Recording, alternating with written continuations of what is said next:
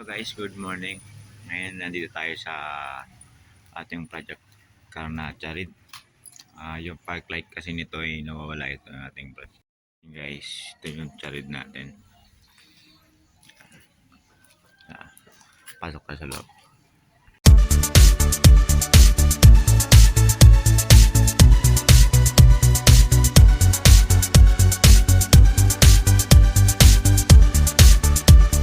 Guys, nandito tayo sa may loob, no? Ayan. Itong Charid natin, kahit na susiyan natin, dapat to yung panel board nito umiilaw pag inon natin yung park light nito. Ayan.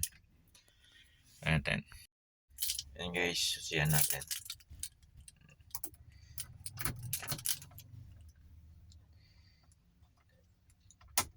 Yan. Naka-on na yan. Ang umilaw dito, itong ano lang. Itong handbrake niya. And pag inon natin yan, wala, di ba? Dapat meron to sa may park light. Kasama tong panel board nito. Dapat umiilaw yan. Yan. Wala. Umiilaw dito yung high and low lang. And i-double check natin kung saan yung sira nito, guys. Kita na. Yun guys, yung i-check lang natin dito ay itong nandito niya, baka maluwag lang. Ayan. Gawin lang natin yan. Minsan, nakita niyo ba? Yung kamay ko. Ayan o. Gagalawin lang natin yan. Pwede nyo rin tanggalin yan. Ganyan. Tapos, testing natin. Minsan maluwag lang yan guys. Ayan. Umilaw na siya. Ayan. Diba? Papatayin natin. Ayan. Ayan lang guys. Minsan dito lang yan. Dito lang i-check nyo. Itong guide dito.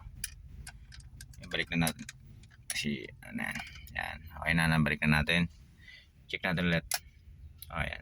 Diba? Ilaw na rin tong low nya.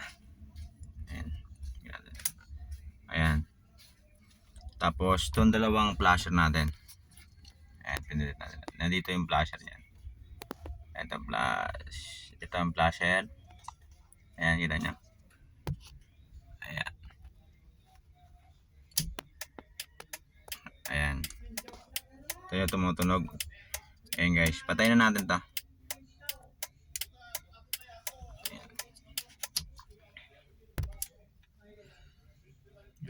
Ayan guys, sa mga hindi pa nakapag-subscribe sa ating channel, ayan, mag-subscribe na kayo para update kayo lagi sa aking video na ginagawa. Ayan guys, sa sunod na video gagawa tayo ng nakalinyang hiwalay na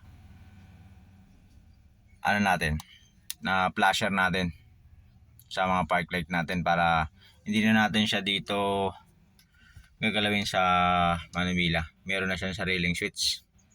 Pause button natin. Okay guys, sige. Thank you.